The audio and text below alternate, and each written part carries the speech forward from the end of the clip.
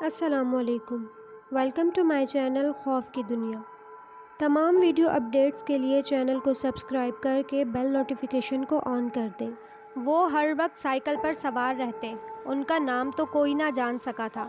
ان کی سائیکل کی ہوا نہ کبھی نکلتی تھی نہ پنکچر ہوتی، کبھی چین بھی نہ اترتی۔ وہ ہر وقت سائیکل پر سوار دور دور کی سیر کرتے۔ ان کے آنے جانے کا کوئی وقت مقرر نہ تھا۔ وہ کون تھے، کہاں رہتے تھے، کسی کو پتہ نہ تھا۔ وہ مدت سے اس بازار میں آ رہے تھے۔ جوان بوڑھے ہو گئے، انہوں نے ان کو بچپن میں بھی دیکھا، نوجوانی میں بھی دیکھا اور بڑھاپے تک دیکھ رہے تھے، لیکن سائیکل والے میں فرق نہ آیا تھا۔ ان کے آنے میں کبھی کبھی لمبا وقفہ ہو جاتا، لوگ خیال کرتے کہ شاید مر کھپ گئے ہوں گے، مگر وہ پھر اپنی سائیکل پر پیڈل مارتے آ جاتے۔ ان کی عادت تھی کہ کونے پر حلوائی نائک چند کی دکان پر بریک لگا دیتے اور نائک چند پتے کے ایک دونے میں ترکاری اور 2 پوریاں ان کو دے دیتا۔ اگر شام کا وقت ہوتا تو 2 گرم گرم سموسے دے دیتا اور وہ وہیں پر کھڑے کھڑے کھا جاتے۔ وہ سائیکل سے اترتے نہیں تھے۔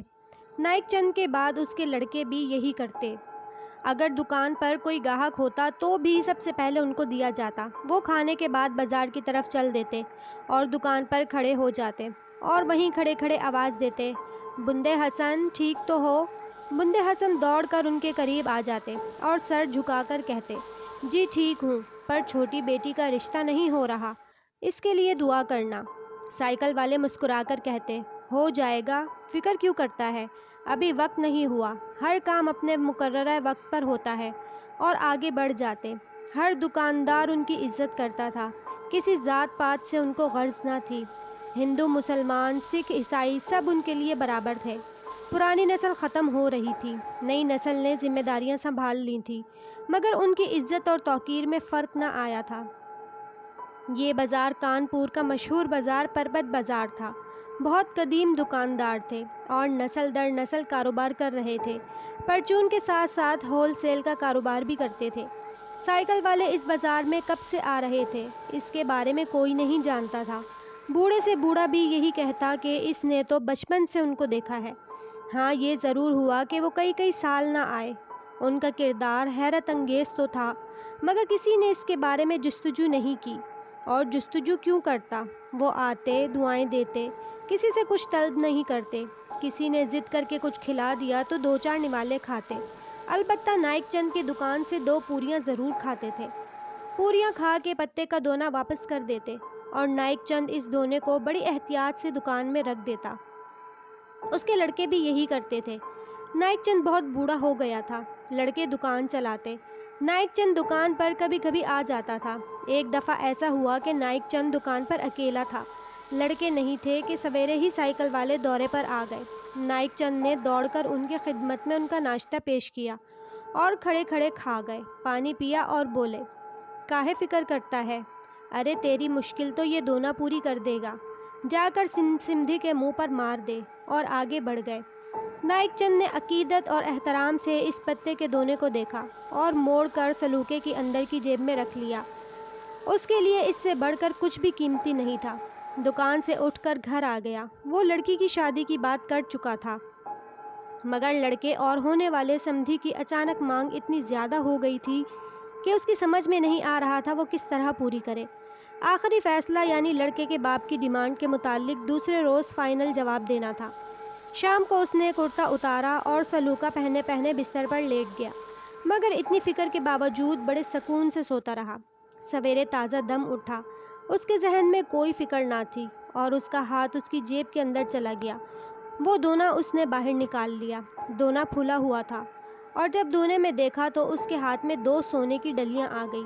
اس نے حیرت سے ان کو دیکھا، دونوں ڈلیاں پاؤں وزن کی تو تھی۔ اتنے میں اس کی گھر والی آ گئی۔ اس نے جلدی سے سونے کو جیب میں ڈال لیا اور خالی دونا بیوی کو دے کر بولا، ارون کی ماں، اس دونے کو کسی جگہ احترام سے رکھ دے، کسی مہاپرش نے دیا ہے، احتیاط سے رکھنا، یہ میرے لیے بہت قیمتی چیز ہے۔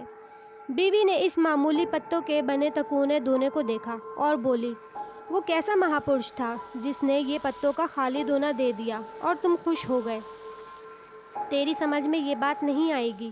دونا خالی کب تھا؟ اس دونے نے میری ساری پریشانیوں کا حل تھا، میری عزت تھی، میرے خاندان کا نام تھا۔ اس دونے نے میرے سارے مسئلے حل کر دیے۔ اب چھوٹی کی شادی گوپی چند سے بڑی شان سے ہوگی۔ میں دیکھتا ہوں اس کا منہ کتنا کھلتا ہے۔ وہ منہ جتنا بھی بڑا کرے گا، میں اس سے بڑا نوالا اس کے منہ میں ٹھوس دوں گا۔ بیوی بولی، کیا سچ کہتے ہو؟ یقین نہیں آ رہا۔ کل تک تو تم ان کی مانگ سے پریشان تھے۔ ہاں تھا، مگر میں نے بتایا کہ اس مہاپرش نے مانگنے سے پہلے ہی مجھے دے دیا۔ مگر تو ایک بات یاد رکھنا، یہ بات کسی کو پتہ نہ ہو۔ مہاپرشوں کی بات راز ہوتی ہے، اگر کسی کو بتا دی جائے تو پھر وہ ناراض ہو جاتے ہیں اور پھر لوٹ کر نہیں آتے۔ اگر تو نے میرے علاوہ کسی کو بھی اس کی بھنک دی تو سمجھ لے وہ تیرا آخری دن اس گھر میں ہوگا۔ اس آخری عمر کے حصے میں ایسا ہوگا تو کتنا برا ہوگا۔ لوگ، برادری اور خاندان والے کیا سوچیں گے؟ نائک چند نے بڑی سخت سزا پہلے ہی بتا دی۔ یہ سن کر بیوی لرز گئی اور بولی، ارون کے باپو، کیسی انہونی بات کرتے ہو؟ تم نے میری جان ہی نکال دی۔ میری گردن پر اگر کوئی چھری رکھ دے گا تو بھی میری زبان بند رہے گی۔ مجھے نرک میں نہیں جانا۔ میں نے اس لیے یہ کہا کہ عورت پیٹ کی ہلکی ہوتی ہے، اس کے پیٹ میں کوئی بات نہیں رکتی۔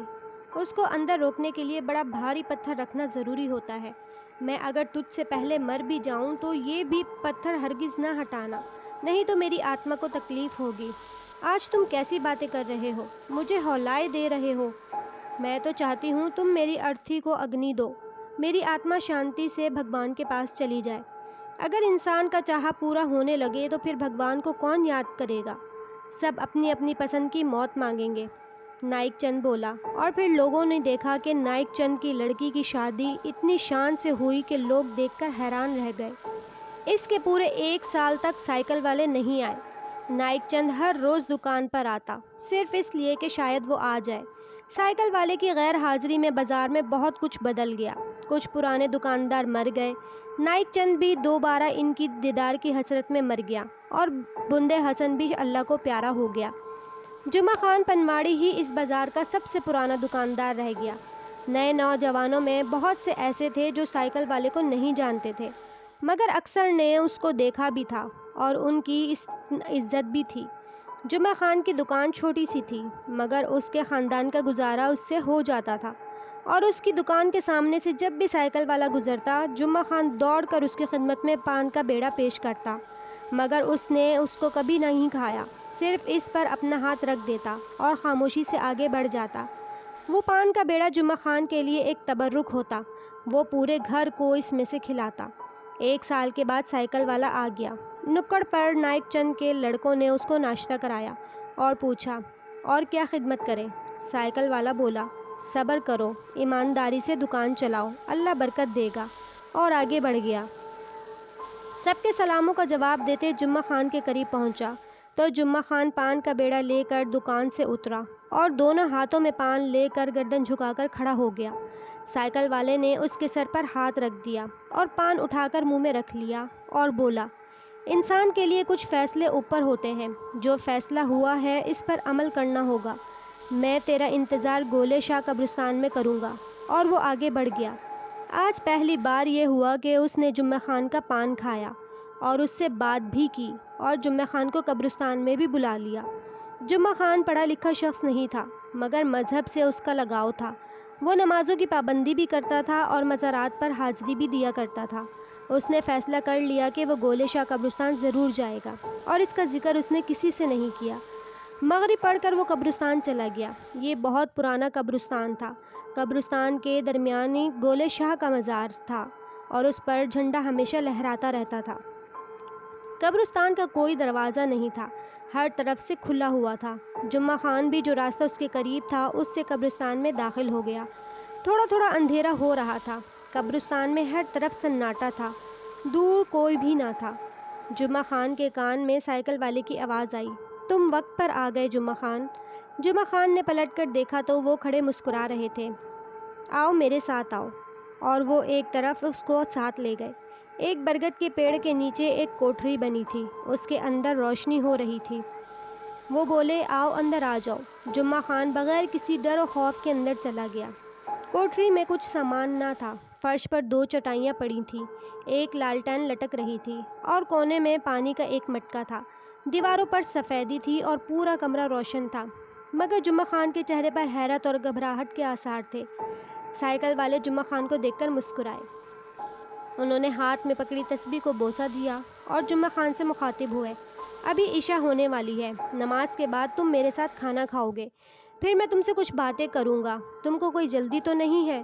جمعہ خان بولا، آپ کے پاس بیٹھنے سے زیادہ میرے لیے کیا کام ہوگا، میں فرصت میں ہوں۔ شاباش، مجھے تم سے اسی جواب کی امید تھی۔ جب کسی کا انتخاب کیا جاتا ہے تو اس کے اندر باہر نظر کرنی پڑتی ہے۔ تم کو جس کام کے لیے بلایا گیا ہے، میں اس کے متعلق ابھی تم کو نہیں بتاؤں گا، اس کام کا تم کو خود بخود پتہ چل جائے گا۔ منصب، ڈیوٹیاں اور ذمہ داریاں سونپنے سے پہلے اس کام کے کرنے کے رنگ ڈھنگ بتائے جاتے ہیں، پھر وردی دی جاتی ہے، اور جب آدمی وردی پہن لیتا ہے تو وہ ملازم ہو جاتا ہے۔ ملازم کا کام صرف اپنے مالک کی وفاداری ہوتی ہے۔ عشاء کی اذان کی آواز پر انہوں نے اپنی بات ادھوری چھوڑ دی اور اذان کے بعد وہ بولے، آؤ مسجد میں نماز پڑھیں۔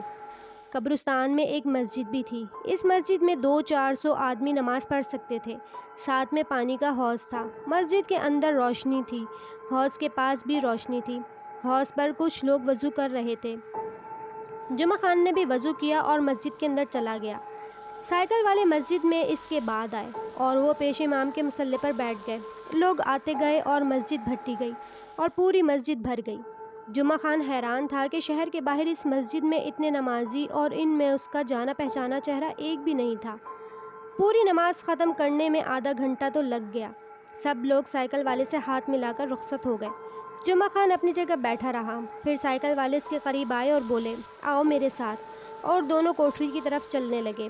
کوٹھری میں روشنی ہو رہی تھی۔ ایک چٹائی پر دسترخوان بچھا تھا اور کھانا رکھا تھا۔ اس کی خوشبو پوری کوٹھری میں پھیل رہی تھی۔ سائیکل والے نے کہا، آؤ پہلے کھانا کھا لیں، پھر باتیں کریں گے، اور دونوں بیٹھ گئے۔ سائیکل والے نے ہاتھ اٹھا کر دعا پڑھی اور کھانے کی ٹرے پر سے کپڑا اٹھا دیا۔ ٹرے میں گرم گرم پلاؤ تھا۔ دونوں کھانے لگے۔ جمعہ خان نے ایسا انوکھا پلاؤ زندگی میں نہیں کھایا تھا۔ اس کا مزہ ہی نرالا تھا، جس میں مٹھاس اور نمک مسالے کا مزہ بھی تھا۔ دل کرتا تھا کہ کھاتے ہی جاؤ۔ جمعہ خان نے اپنی خوراک سے زیادہ کھایا۔ پیٹ بھر گیا مگر طبیعت سیر نہ ہوئی۔ کھانے کے بعد ایک جگ میں پانی رکھا تھا، پانی پیا، پھر بھی مزہ نرالا تھا۔ پانی پیا، پانی میں بھی مزہ نرالا تھا۔ ان کے اٹھتے ہی ایک آدمی کوٹھری میں داخل ہوا، برتن اور جگ لے کر چلا گیا۔ اس کے جاتے ہی جمعہ خان نے وہ سوال کر دیا جو اس کے اندر بہت دیر سے منڈلا رہا تھا، یہ کھانا آپ نے کہاں سے پکوایا تھا؟ بہت لذیذ اور نرالا تھا۔ سائیکل والے یہ سوال سن کر مسکرا دیے اور بولے، ابھی بہت کچھ تم کو جاننا ہے، میں تم کو سب کچھ بتاؤں گا، مگر یاد رکھو، کسی برتن میں صرف اتنا ڈالا جاتا ہے جتنا اس میں سما سکے، اس سے زیادہ اگر اس میں ڈالیں تو وہ باہر کو گرنے لگتا ہے۔ انسانی ذہن کی بھی یہی حالت ہے، پہلے اس کو کشادہ کیا جاتا ہے، پھر بھرا جاتا ہے۔ اصل راز جاننے کی خاطر سب سے پہلے یہ دیکھنا چاہیے کہ مادہ کی اصل کیا ہے۔ ہمیں جو کچھ بھی دکھائی دیتا ہے، جو کچھ بھی سنائی دیتا ہے، اور ہم جو کچھ بھی محسوس کرتے ہیں، حواس خمسہ کے ذریعے ہی کرتے ہیں۔ اللہ نے انسان کو حواس کی انمول نعمت سے نوازا ہے، اور جو لوگ اس نعمت سے محروم ہیں، انہیں اس کائنات کا تو کیا، اپنا بھی ہوش نہیں ہوتا۔ دنیا میں ایسے شخص کو پاگل قرار دے دیا جاتا ہے۔ ابھی تم کو دنیا داری کرنی ہے، اس لیے تمہارے جسم کو آرام کی بھی ضرورت ہے۔ جسم وہ مشین ہے جسے جو انسان اپنی مرضی پر چلاتا ہے، اگر ضرورت سے زیادہ بوجھ ڈالے گا تو خود ہی تکلیف اٹھائے گا۔ تمہارے لیے آج بس اتنی بات تھی، تم کو میری باتیں کچھ یاد ہیں؟ سائیکل والے نے پوچھا۔ جمعہ خان جو حیرت سے یہ نئی باتیں سن رہا تھا، پڑھا ہوا نہ ہونے کے باوجود اس کو سب کچھ سمجھ آ رہا تھا۔ یہ بھی اپنی جگہ ایک حیرت کی بات تھی، شاید یہ اس ماحول کی برکت کا کمال تھا۔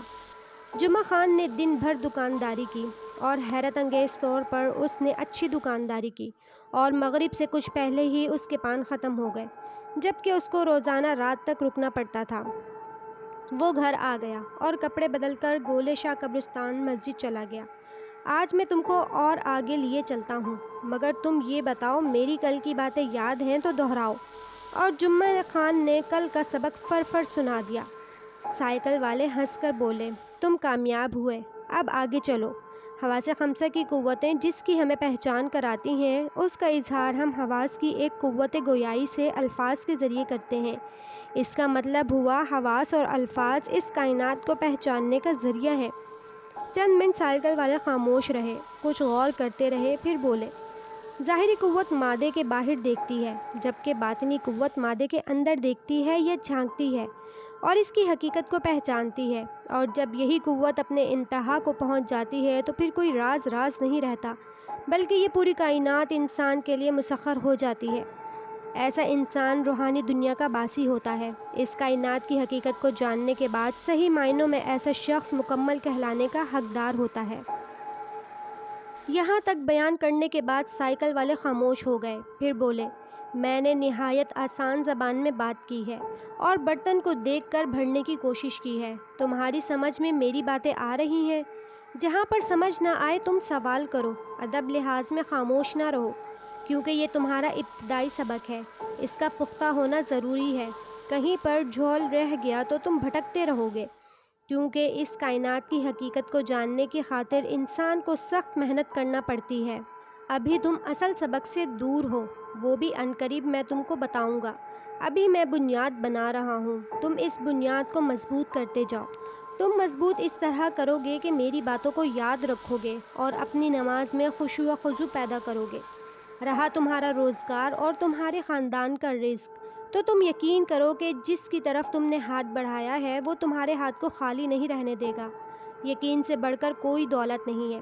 تم نے دیکھا ہوگا کہ انسان یقین کے ساتھ کسی پتھر سے طلب کرتا ہے اور اس کو مل بھی جاتا ہے۔ اس کا مطلب یہ ہرگز نہیں کہ وہ پتھر اس کو دیتا ہے، دینے والا تو صرف اللہ کی ذات ہے۔ پتھر کسی کو کیا دے سکتا ہے؟ انسان کو اس کا یقین دلانا ہے۔ دنیا کے ہر مذہب نے اللہ کی واحد ذات کی گواہی دی ہے۔ اللہ ہی اس کائنات کا مالک و مختار ہے، باقی سب جھوٹ ہے، دھوکہ ہے، اور اس دھوکے کو ہوا دینے والا شیطان مردود ہے۔ شیطان نے ہی دنیا میں شر کو پھیلایا ہے۔ اس کا حملہ بڑا خطرناک ہوتا ہے، مگر اس میں اتنی طاقت نہیں کہ راہ حق کے مسافروں کو اپنے سفر سے روک سکے۔ آج تک تمہارا سبق اتنا ہی ہے۔ جمعہ خان کے دماغ کی رگیں پھیل رہی تھی، اس میں اور زیادہ جاننے کا جنون بڑھ رہا تھا۔ یہ شخص اتنا گہرا ہے، اس کو اندازہ نہیں تھا۔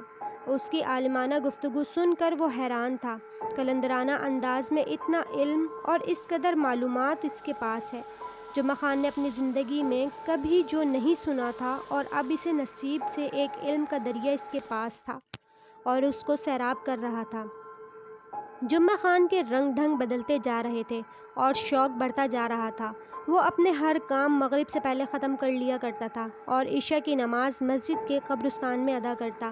ایک دن جمعہ خان نے پوچھا، محترم استاد، یہاں پر آبادی کے لوگ نماز کو نہیں آتے اور میں نے کبھی کسی شناسا چہرے کو بھی نماز میں نہیں دیکھا، پھر بھی مسجد بھر جاتی ہے، یہ لوگ کہاں سے آتے ہیں؟ سائیکل والے یہ سن کر مسکرائے اور بولے، تم ابھی ان باتوں پر غور نہ کرو، وقت کے ساتھ ساتھ خود بخود تمہاری سمجھ میں سب کچھ آتا جائے گا۔ یہ وقت جس چیز کا ہے تمہیں وہی کرنا ہے۔ آج کی جدید سائنس اس بات کو مانتی ہے کہ ہر شے کا ایک مرکز ہے، اور انسان کا مرکز اس کا مذہب ہے، اور اپنے مرکز سے ہٹ جانے والے بھٹک جاتے ہیں اور کائنات کی حقیقت جاننے سے دور ہو جاتے ہیں۔ تمام مذاہب میں ان کے اپنے طریقے ہیں، میں ان کی بات نہیں کرتا جو کہ ہمارے مذہب سے الگ ہیں اور بے حد پیچیدہ ہیں۔ اکثر تو اس راہ پر چل کر بھی کچھ نہیں پاتے۔ یہی وجہ ہے کہ بہت کم لوگ دوسرے مذہب میں پائے جاتے ہیں جو اس کائنات کو پہچانتے ہیں، اور جو کائنات کے بارے میں غور نہیں کرتے وہ اللہ کے قریب بھی نہیں ہوتے۔ پہلے یہ سمجھ لو کہ دین اسلام نہایت اعلیٰ اور رافع ہے، یہ اللہ کا سب سے پیارا دین ہے، اسی لیے یہ دین قیامت تک قائم رہے گا۔ اس دین کے قیامت تک قائم رہنے کی وجہ یہ ہے کہ انسانیت کو اس دین میں مکمل کر دیا گیا ہے۔ انسان کیا ہے؟ پہلے تم یہ سمجھ لو، انسانی وجود کے لیے جسم، روح اور عقل کا ہونا ضروری ہے۔ جسم اور روح عقل کے بغیر کچھ نہیں۔ جسم مادہ ہے اور موجود حاضر ہے، اس کے برعکس عقل اور روح غائب عنصر ہے۔ عقل کو کسی نے نہیں دیکھا، اسی طرح روح ہے، عقل اور روح کو کسی نے نہیں دیکھا، مگر ان کا وجود قوی ہے۔ غائب عنصر حاضر عنصر پر حاوی ہے، یہ بات ہم کو ہمارے حواس بتاتے ہیں۔ روح مرکز خیالات ہے، اس کے بغیر زندگی نہیں، اور عقل کے بغیر وحدانیت نہیں، حقانیت نہیں۔ جمعہ خان کے عقل کے پرت کھل رہے تھے، نئی نئی باتیں جسے اس نے زندگی بھر نہ سنی تھی وہ سن رہا تھا۔ وہ سب اندر جا رہی تھی، دوبارہ پوچھ رہا تھا، اور اس کے ذہن کے پردے پر سب نقش ہو رہا تھا۔ استاد کا بیان آسان اور اس کی غذا جو اس کے عقل کے دریچے کھول رہی تھی، روزانہ اس کو مل رہی تھی۔ وہ ایسی غذا تھی جس کے پکانے والے کو وہ نہیں جانتا تھا، اور آج تک جو اس نے نہیں سنا تھا وہ اس کا سبق تھا۔ استاد کا دلنشین انداز یاد کرنے کی ضرورت ہی نہ تھی۔ دل کے اندر تحریر ہو جاتا۔ انسانی عقل کو نکیل صرف مذاہب ڈالتا ہے۔ اگر وہ مرکز پر نہ ہو تو انسان وحدانیت سے دور چلا جاتا ہے، بھٹک جاتا ہے۔ عقل انسان کو سیدھی راہ بھی بتاتی ہے اور الٹی بھی۔ یاد یہ رکھنا ہے کہ عقل دوست بھی ہے اور دشمن بھی۔ انسان عقل سے خدا کو پہچانتا ہے تو اسی عقل سے انکار بھی کرتا ہے۔ 2 سال گزر گئے۔ جمعہ خان کے بچے دکان پر بیٹھنے لگے اور جمعہ خان کا دکان سے دور ہوتا گیا۔ اس کے بچے اور بیوی نے سمجھ لیا کہ جمعہ خان اب دوسری لائن کا مسافر ہے۔ خود بخود لوگوں کی نظروں میں وہ قابل احترام ہو گیا۔ اس کا ٹھکانہ مسجد اور مزارات ہو گئے۔ سائیکل والے قبرستان کی مسجد میں صرف نماز کے وقت جمعہ خان کو نظر آتے۔ مغرب اور عشاء کی نماز جمعہ خان قبرستان کی مسجد میں ضرور ادا کرتا تھا اور استاد کے قریب بیٹھ کر کچھ نہ کچھ حاصل کرتا۔ وہ اپنے شوق اور لگن میں مگن تھا۔ اس نے ہر وہ چیز حاصل کی جو اس کے کام آنے والی تھی، اور استاد نے کبھی بھی بتانے میں کنجوسی نہیں کی۔ فنا اور بقا کے راز کو مفصل اور کھول کر بتا دیا، ہر راز کی بات بتا دی۔ ایک دن عشاء کی نماز کے بعد انہوں نے جمعہ خان کو سب کے چلے جانے کے بعد کہا، اب تم یہ سوال نہیں کرو گے کہ یہ نمازی کون ہے، تم سب جانتے ہو۔ اب تم کو 3 ماہ ان کی امامت کرنا ہے اور تم کو قبرستان میں رہنا ہے۔ تمہارا کھانا پینا اسی جگہ ہوگا اور عبادت بھی یہیں پر ہوگی۔ میرے پاس تمہاری جو امانت تھی میں نے تمہارے سینے میں پہنچا دی۔ اب تم کو ہر جگہ کام کرنا ہے۔ 3 ماہ کے بعد اس مقام پر کوئی اور آ جائے گا اور تم کو تمہاری نئی جگہ جانا ہوگا۔ کام وہاں پر بھی یہی ہوگا۔ میں تمہارے ساتھ صرف آج ہوں، کل سے تم ہوگے۔ اس رات کے بعد سائیکل والے کو پھر کبھی کسی نے نہیں دیکھا۔ جمعہ خان 3 ماہ بعد اچانک نہ جانے کہاں چلا گیا۔ اس نے اپنے بچوں اور بیوی کو یہ بات بتا دی تھی کہ میرے جانے کے بعد مجھے تلاش نہ کیا جائے، کیونکہ میرا کام اب ایک جگہ نہیں ہے۔ جمعہ خان چلا گیا۔ اس کوٹری میں ایک فقیر آ گیا۔ یہ سلسلہ اسی طرح چلتا ہے۔ ہمیں فقیر اور گندا نظر آنے والے کا نہیں پتہ کہ وہ کون ہے، اور ایسا نظر آ رہا ہے یا واقعی ایسا ہے۔ آنکھیں جو کچھ دیکھتی ہیں بعض اوقات وہ درست نہیں ہوتا، اس لیے کلی طور پر ان پر بھروسہ نہیں کرنا چاہیے۔